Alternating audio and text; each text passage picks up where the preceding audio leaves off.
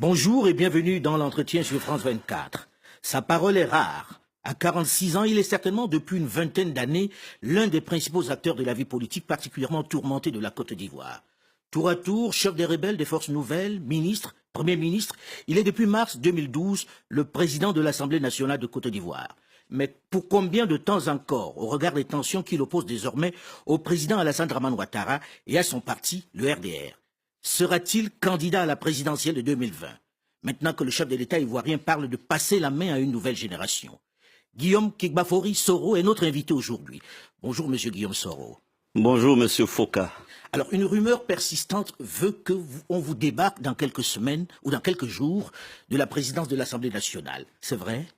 Vous parlez de rumeurs, je l'apprends en même temps que vous, mais je pense que la relation excellente que j'ai avec le président de la République, son Excellence M. Alassane Ouattara, me porte à croire que ce n'est qu'une rumeur. Monsieur Soro, on va parler franc, très franc. Oui. Vous savez très bien que la relation n'est pas si excellente que cela. Vous êtes à Paris, vous arrivez du Canada, on vient de faire un congrès du RHDP unifié, le parti qui doit permettre d'aller aux élections. Vous n'y êtes pas. Oui. Et avant que vous ne partiez, on parlait déjà de la tension entre vous et le président. Alors, qu'en est-il exactement? Qu'est-ce qui vous oppose en réalité? Soyons francs, honnêtes, je vous dirai les choses très clairement. Je dis que la relation entre le président de la République et le président de l'Assemblée nationale, mais la relation entre M. Ouattara et Guillaume Soro résiste aux intempéries, n'est-ce pas, d'entourage quelquefois excessif. De qui? De qui en particulier? D'entourage, de deux entourages quelquefois excessifs. Et j'en subis très souvent le courroux. Mais je peux dire qu'au-delà de nos entourages, notre relation demeure solide et excellente. C'est un langage politique. On ne peut pas faire le parti unifié que demande le président de la République. Vous êtes absent.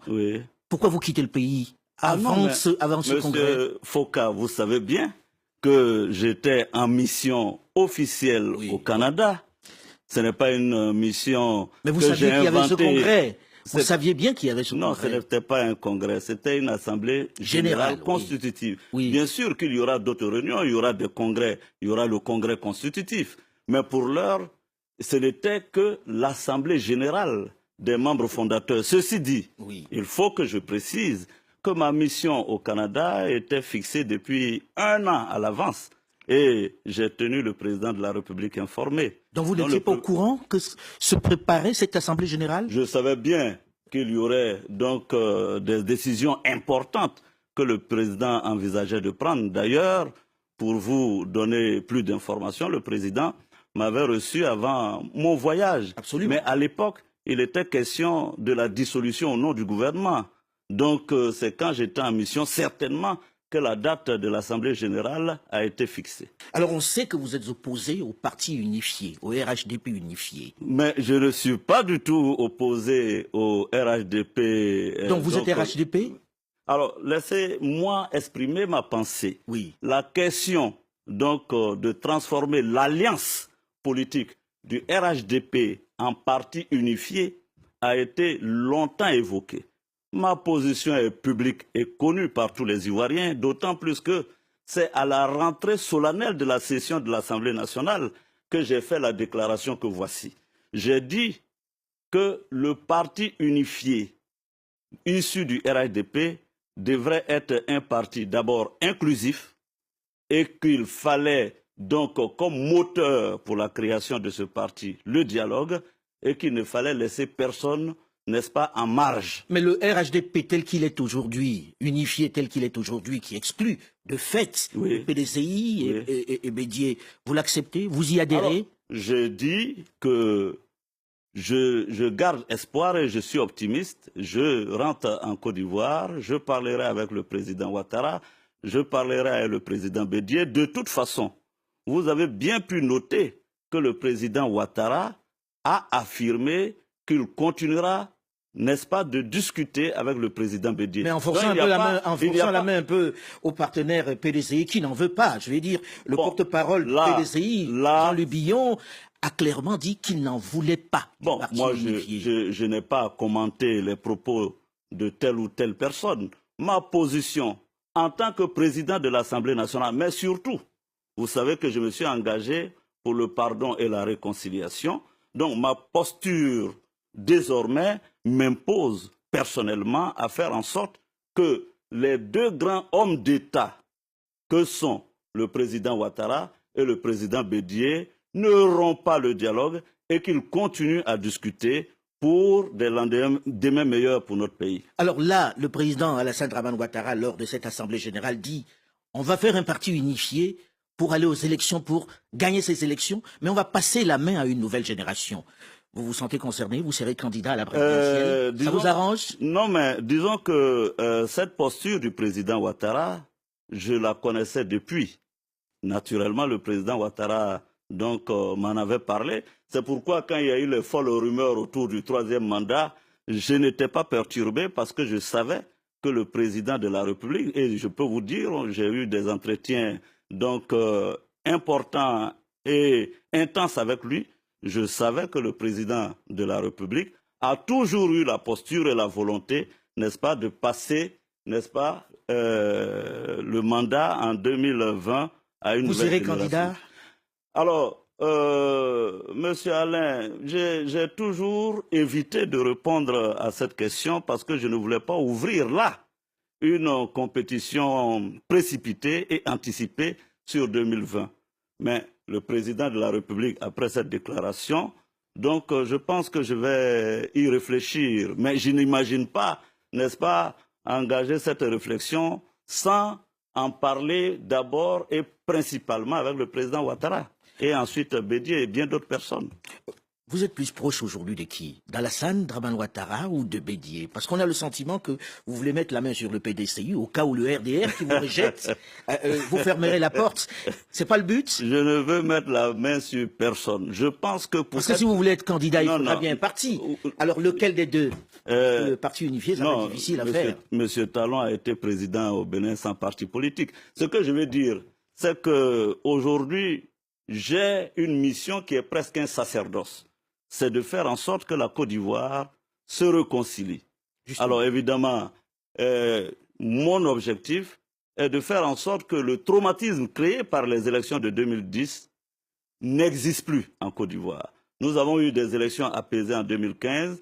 La maturité des hommes politiques nous impose, de la classe politique ivoirienne, nous impose de faire en sorte que 2020, il y ait aussi des élections apaisées. Alors, des élections apaisées, ça passe par la réconciliation nationale. Oui. Vous en parlez beaucoup de la réconciliation nationale. Parlons-en, justement. Est-ce qu'on peut faire la réconciliation nationale lorsque l'on sait qu'après ce qui s'est passé, la longue crise politique, militaire en Côte d'Ivoire, les seuls qui sont en prison à La Haye, c'est Laurent Gbagbo. Il n'est quand même pas le seul qui ait fait des exactions pendant cette période. Peut-on aller à la réconciliation avec Gbagbo à La Haye? Alors, je vais vous dire que la réconciliation, il n'y a pas de préalable à la réconciliation nationale. La réconciliation nationale, d'abord, doit être une volonté individuelle, une volonté commune, n'est-ce pas, d'aller au pardon et à la réconciliation nationale. Ceci s'est vérifié au Rwanda, cela s'est vérifié en Afrique du Sud, et je dis avec force que c'est possible en Côte d'Ivoire. C'est possible en Côte d'Ivoire, mais vous êtes à 8 ans aux affaires déjà quasiment. Oui. Il ne s'est rien passé. Et la question que posent beaucoup d'Ivoiriens, je me fais un peu le porte-parole d'un certain nombre ici, est de dire, comment on parle de réconciliation nationale, il ne s'est rien passé pendant 8 ans. Et il n'y a que Laurent Gbagbo et Blé Goudé qui soient là. Et est-ce qu'il n'y a pas une justice des vainqueurs tout simplement? Est-ce qu'il peut y avoir une réconciliation nationale Vous savez, sans que la justice passe par là? Moi, je ne suis pas dans ces slogans de justice des vainqueurs ou justice des vaincus. Le plus important aujourd'hui, 8 ans après, comme vous l'avez dit, il faut que les lignes bougent. Et avec le discours que nous tenons, on voit bien que les lignes bougent en Côte d'Ivoire. De plus en plus, la question... Qu'est-ce qui a bougé? Qu'est-ce qui a bougé sur la réconciliation nationale, puisqu'on en parle? Oui. Qu'est-ce qui a été fait? Oui, mais, non. Oui, mais... La commission qui a été mise en place n'a même pas pu travailler. Et aujourd'hui encore, les Ivoiriens disent... Guillaume parle beaucoup, Guillaume Soro parle beaucoup de réconciliation, mais on ne voit rien pour l'instant. Est-ce que c'est pas là où vous avez le plus échoué? Non, je veux bien. Sauf que ceux qui le disent, qu'est-ce qu'ils proposent? Mais c'est vous qui Là est la question. Nous sommes aux affaires. La commission dialogue, vérité, réconciliation a travaillé. Il y a dans des conditions qui n'étaient pas... Monsieur Foucault, il s'en est plein, Monsieur Foucault. Monsieur Charles Konan-Banny. Oui, je veux bien. Mais Monsieur Foucault, Afin Guessin est quand même libéré. Mais Laurent Gbagbo il était en prison. Michel Gbagbo est quand même libéré. Bien d'autres personnes sont libérées. Il ne faut pas désespérer. Et je pense que le président de la République, et je suis convaincu, sans trahir de secret, certainement y pense et fera en sorte que la Côte d'Ivoire soit inscrite durablement dans le processus de réconciliation d'ici 2020.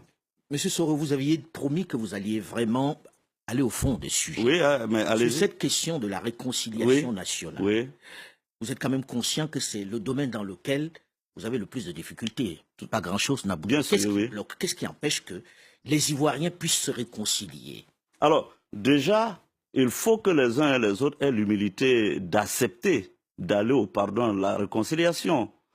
Quand nous autres, nous parlons de réconciliation, il faut bien savoir qu'il y a des extrémistes, aussi bien dans notre camp que dans le camp de M. Laurent Gbagbo, qui ne veulent pas entendre parler de pardon et de réconciliation. Les extrémistes de M. Laurent Gbagbo disent « on n'a rien fait, c'est nous les victimes, donc on ne peut pas aller à la réconciliation ». J'ai dit que pour aller à la réconciliation, il n'y a pas de préalable. Il faut accepter, n'est-ce pas, de discuter, de pardonner, de faire repentance. Alors, si vous dites que vous n'avez rien fait, alors comment on peut arriver au pardon? C'est pourquoi je dis que, et moi je l'ai assumé, j'ai même fait une déclaration publique pour dire que je souhaitais que les prisonniers politiques soient libérés. Comme ça, on peut trouver plusieurs mécanismes. Au Rwanda, c'était la justice transitionnelle.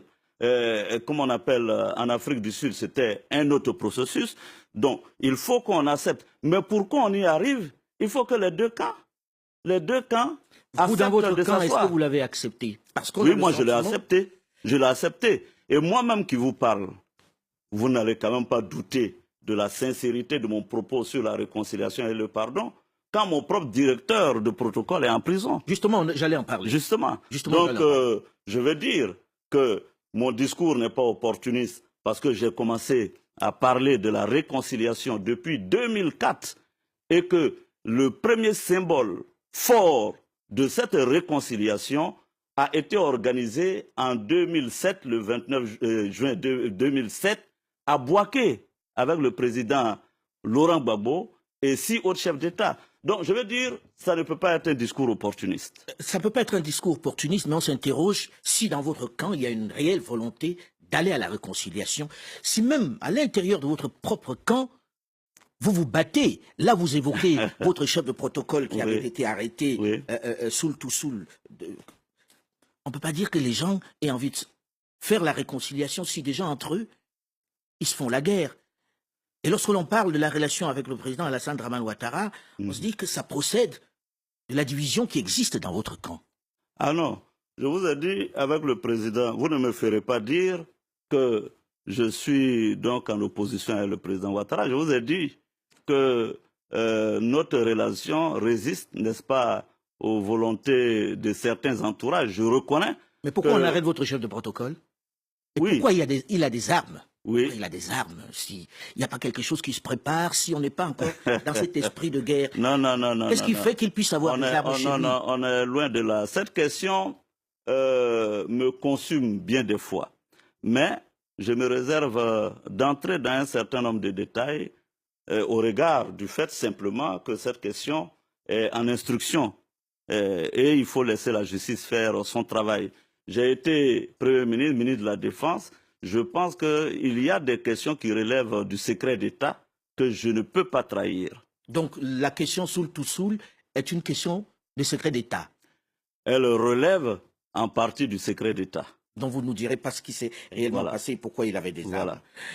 Vous avez été avec Laurent Gbagbo dans des temps très très anciens, pendant que vous étiez à la FECI, vous vous connaissez bien. Comment expliquer que vous qui parlez de réconciliation, vous n'alliez pas le voir? Alors, et que vous ne réclamiez pas sa libération? Ah non, mais M. Foucault, j'ai déjà publiquement déclaré en Côte d'Ivoire que j'irai voir le président Gbagbo pour lui demander pardon, que j'irai voir le président Ouattara, le président Bédié. C'est une déclaration publique. Maintenant, comme je dis, je souhaite que ceci soit possible. Et vous savez bien que pour aller à la haie et à la CPI, il faut une volonté commune. Qui n'a pas envie de vous voir, c'est lui? Je ne l'ai pas dit. Je dis simplement que de mon côté, j'envisage effectivement la possibilité de rencontrer M. Laurent Gbagbo. C'est un Ivoirien, il est donc à la CPI, mais ça ne dépend pas que de moi. Alors, M. Soro, on sait que votre nom apparaît souvent dans pas mal d'affaires. Ça peut venir de vos adversaires politiques, mais il y a également des faits. Plus récemment, c'était le Burkina Faso. Qu'est-ce qui s'est passé avec ces histoires d'écoute téléphonique? Vous savez, là aussi, c'est une question sur laquelle je ne souhaite pas m'étendre, d'autant plus que ce dossier a été réglé diplomatiquement par le président Alassane Ouattara et son homologue Roch Christian Kaboré. Il ne me revient pas là, n'est-ce pas, de remuer le couteau dans la plaie. Mais est-ce que vous avez un peu participé à ce putsch? Monsieur Foka, vous n'aurez pas un mot de plus sur cette question-là. La question est réglée diplomatiquement. Alors, est-ce que vous allez créer un parti, Guillaume Soro? Ce n'est pas à l'ordre du jour. Donc vous allez aller aux élections avec les partis existants. Je ne vous ai pas encore dit que j'irai aux élections. Je vous ai dit quand vous rasez le matin, vous y pensez régulièrement. On ne va pas à une élection présidentielle comme on irait à son bureau tous les matins. Donc pour aller à une élection présidentielle, il faut bien entendu donc une décision, il faut des discussions importantes et je l'ai dit, je vais y réfléchir plus sérieusement qu'avant. Alors, vous êtes à 1 an et demi des élections en Côte d'Ivoire. Il est évident qu'on vit au rythme de cette campagne en Côte d'Ivoire, même si ce n'est pas avoué. Si on vous posait la question de savoir quel est le bilan que vous pouvez dresser des 2 mandats que vous avez eus aux affaires, au-delà de l'échec de la réconciliation nationale que tout le monde est d'accord pour reconnaître. Vous savez, est-ce qu'on peut mettre à votre crédit? Non, ce que je peux vous dire, c'est que gérer un État, ce n'est pas aussi simple que les gens pourraient croire. Je crois que le président Ouattara a accompli de grandes choses. Il faut aussi l'avouer. Au plan économique, de grandes choses ont été réalisées. Au plan social, il a aussi travaillé. Donc, je ne pense pas que le bilan du président Ouattara soit, comme vous dites, mitigé. Moi, je pense que des choses ont... Rappelez-vous que quand nous prenions le pouvoir en 2011... On a beaucoup parlé du pouvoir du Nord. Est-ce que c'est vrai ou pas? Quel pouvoir du Nord? C'est-à-dire qu'aujourd'hui, il y a eu un rattrapage avec beaucoup de gens qui sont du Nord qui ont été mis au affaire. Non.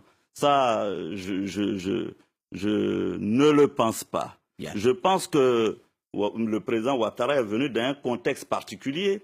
Il avait une coalition politique avec 4 ou 5 formations dans le RHDP. Et je peux vous dire, on peut tout reprocher à M. Ouattara, mais il est très très attentionné en ce qui concerne les procédures. Et je sais que M. Ouattara, régulièrement, pour nommer à des postes et à des postes de responsabilité, a consulté la coalition. Nous arrivons malheureusement au terme de cet entretien. Merci M. Guillaume Soro d'être venu. Restez sur France 24, l'info continue.